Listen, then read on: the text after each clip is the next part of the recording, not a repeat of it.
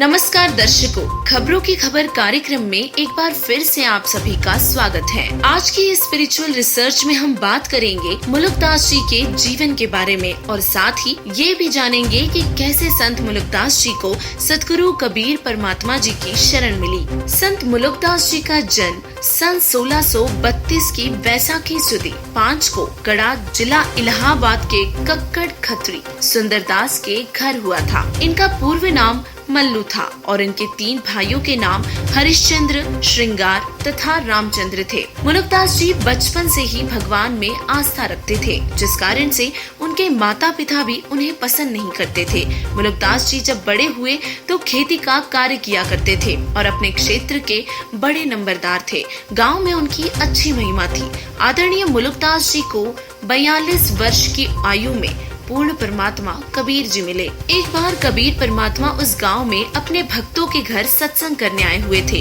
जब परमात्मा अपने भक्तों के घर जाते हैं तो भगत परमात्मा की सत्कार में समर्पित हो जाते हैं। परमात्मा एक दिन किसी भगत के घर सत्संग करते हैं तो दूसरे दिन किसी और भगत के घर।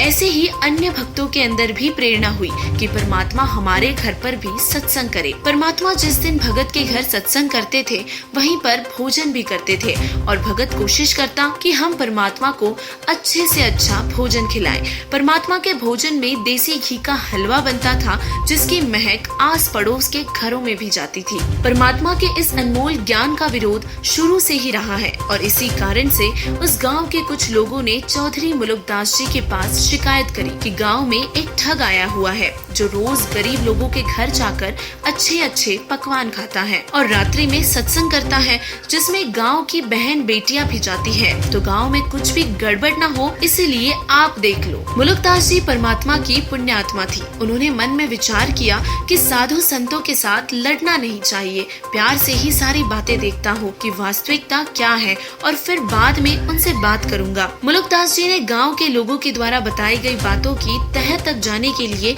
गाँव में कबीर परमेश्वर जी जिस भी भगत के घर सत्संग करते वहाँ देखने जाते थे। तो उन्होंने देखा कि परमात्मा के लिए रोज देसी घी का हलवा बनता है। यह देखकर मुलुकदास जी ने सोचा कि बात तो सचमुच सही है, यह रोज गरीब लोगों के घर देसी घी में हलवा खाता है। मुलुकदास जी ने 3 दिन तक कबीर परमात्मा पर नजर रखी और फिर उन्होंने सोचा कि अब इनसे बात करनी पड़ेगी, देखे तो सही आखिर है कौन। अगले दिन कबीर परमात्मा साधारण वेशभूषा में बैठे हुए थे और गले में एक माला डाल रखी थी, जैसे साधु संत डालते हैं। मुलुकदास जी कबीर परमात्मा के पास जाकर बोले, हे भक्त, आप यह क्या कर रहे हो? आज मुझे 3रा दिन हो गया है आप जी को देखते हुए। आप रोज अच्छी खीर हलवे खाते हो, काम करके क्यों नहीं खाते? अपनी मेहनत से कमा कर खाओ। परमात्मा कबीर साहिब जी ने कहा कि देखो चौधरी साहब, परमात्मा तो मुझे बिना काम किए हुए ही बैठे बैठे दे रहा है। खूब खीर हलवे खाता हूँ और परमात्मा के गुणगान गाता हूँ और जैसे मैं परमात्मा के गुणगान और महिमा का वर्णन करता हूँ, अगर वैसे ही सब लोग करने लग जाए तो परमात्मा सबको रोज खीर हलवा खाने को देगा और आप भी प्राप्त कर सकते हो। मुलुकदास जी यह बात सुनकर आश्चर्यचकित रह गए और उन्हें यह बात जची नहीं, क्योंकि आज तक हम वही घिसी पिटी दंत कथा सुनते आए हैं कि अगर काम नहीं करेंगे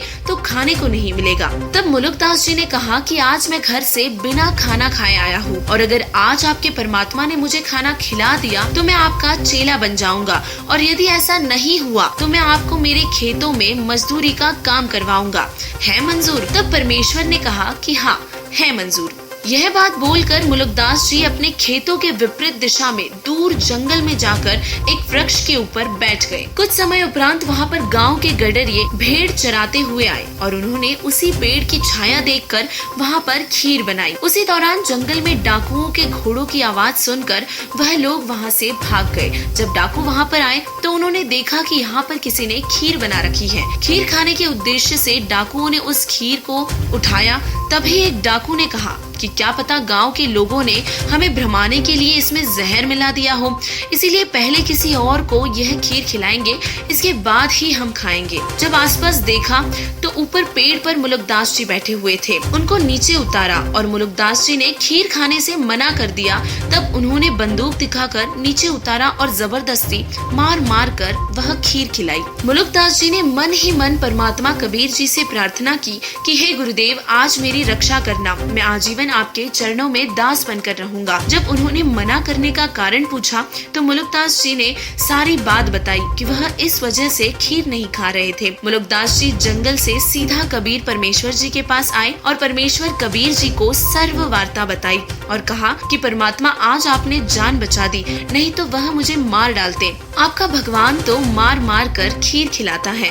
परमात्मा की पुण्य आत्मा मुलुकदास जी को परमेश्वर कबीर जी ने अपने वास्तविक ज्ञान से परिचित करवाया और अपने परम धाम सतलोक को ले गए तथा 2 दिन बाद पुनः भेजा। 2 दिन तक श्री मुलुकदास जी अचेत रहे और फिर सतलोक से वापसी पर निम्न वाणियों का उच्चारण किया।